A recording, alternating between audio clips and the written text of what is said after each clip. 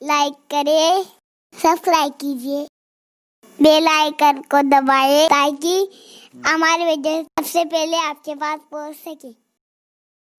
آج طلاق کی شرح بڑھتی جا رہی ہے، خواتین پریشان ہے، شوہر نکاح کے بعد وفا کرے گا بھی یا نہیں کرے گا۔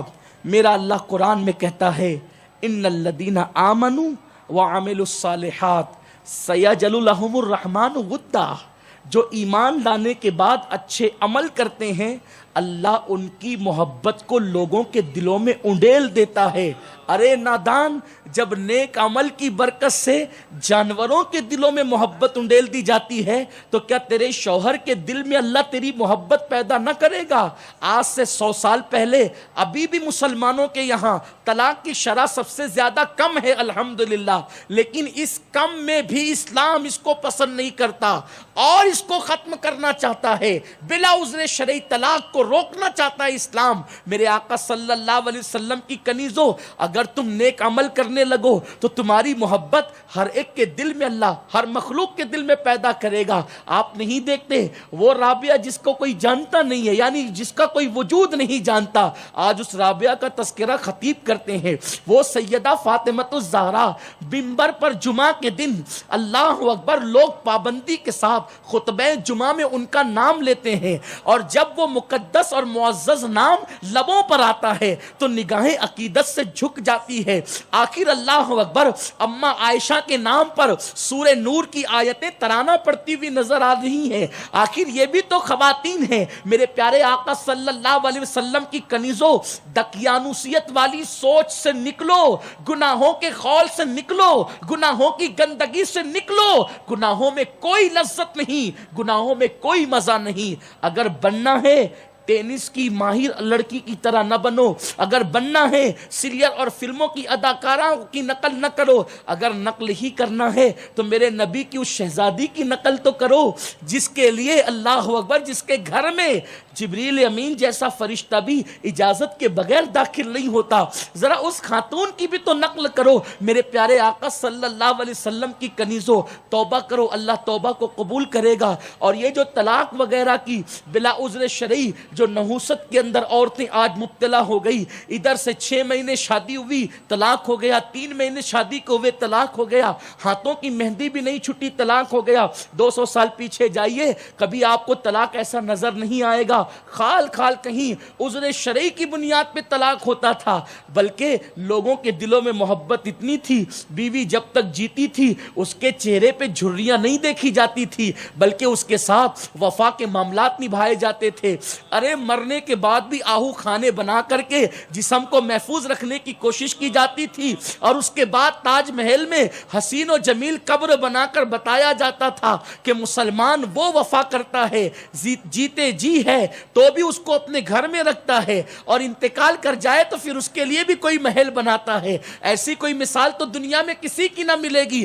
لوگوں نے زندوں کے لیے تو محل بنائے ہیں، لیکن مردہ بیویوں کے لیے محل بنانے کا دل اور تصور مسلمانوں کے سوا کس کے پاس ہے؟ میرے پیارے آقا صلی اللہ علیہ وسلم کی کنیزوں، لیکن یہ محبت کب تک تھی؟ اس وقت تک جب عورتیں محبت صرف شادی کے بعد کرتی تھی۔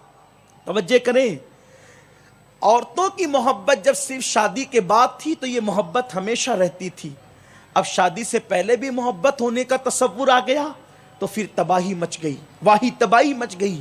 آؤ میری بہنوں، احساس کرو اور یاد رکھنا، جاتے جاتے اختتام پر جو میں ہر اجتماع میں آپ لوگوں کو درس دیتا ہوں، آج اختتام پر چند جملے کہتے ہوئے رخصت ہو جاتا ہوں۔ اگر کوئی زیور کی لالچ دے کر، خوبصورت کپڑوں کی لالچ دے کر، بائک پر گھمانے کی لالچ دے کر، گھر بہتر بنانے کی لالچ دے کر، شادی رچانے کی لالچ دے کر، تمہیں محبت کا جھانسا دے کر تمہارے جسم کا سودا کرنے کی کوشش کرے، خدا کے لیے عورت کی آبرو سے بڑھ کر کیا چیز ہو سکتی ہے؟ میری بہنوں، آج کل کے نفس کے خواہشات کے اندر مبتلا مرد بھوروں کی طرح اور تتلیوں کی طرح ہے۔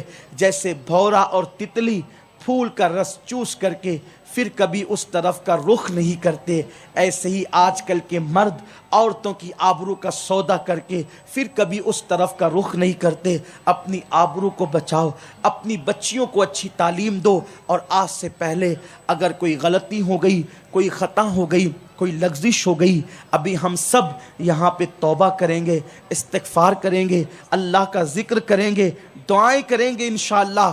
میں امید کرتا ہوں ہم سب مل کر توبہ کریں، اس لیے کہ ہم میں کوئی ایسا نہیں ہے جو یہ دعویٰ کر سکے کہ میں نے گناہ نہیں کیا۔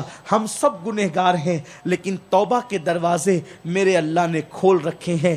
کیسے کیسوں نے توبہ کی، اللہ نے ان کو بلند مرتبے عطا فرما دیے۔ ہم بھی توبہ کریں گے، اللہ ہماری بھی توبہ قبول فرما لے گا۔ بس توبہ پر ایک روایت پیش کر کے اپنی بات کو مکمل کر لیتا ہوں۔ میری بہنوں، ایک واقعہ حضور غوث الاعظم دستگیر نے خود بیان فرمایا ہے۔ واقعہ یہ ہے، دل سے سننا، بہت غور سے اسی پہ بات ختم ہوگی، اور سچی توبہ کر کے گھروں کو لوٹنا۔ لیکن سچی توبہ یہ نہیں کہ گالوں کو پیٹ جائیں، کانوں کو کھینچ جائیں، کانوں کو کھینچنا، گالوں کو پیٹنا، یہ سچی توبہ نہیں۔ سچی توبہ تو یہ ہے ایک مرتبہ گناہ کی گندگی سے نکل کر پھر دوبارہ اس راستے نہ جانا، اسی کو سچی توبہ کہتے ہیں۔ بزرگوں نے فرمایا بکری کے تھن سے دودھ نکلنے کے بعد دوبارہ اسی سوراخ سے کوئی دودھ کو اس راستے سے داخل نہیں کر سکتا۔ ایسے ہی گناہ سے نکل کر دوبارہ گناہ کی راہ نہ جانا، ایسی توبہ کو کہتے ہیں توبۃ نصوحا۔ یہ اللہ کو بہت پسند ہے، اور ایسی توبہ کرنے والے اللہ کے ولی اور اس کے دوست اور اس کے محبوب بن جایا کرتے ہیں۔ کمنٹ شیئر ضرور کریے۔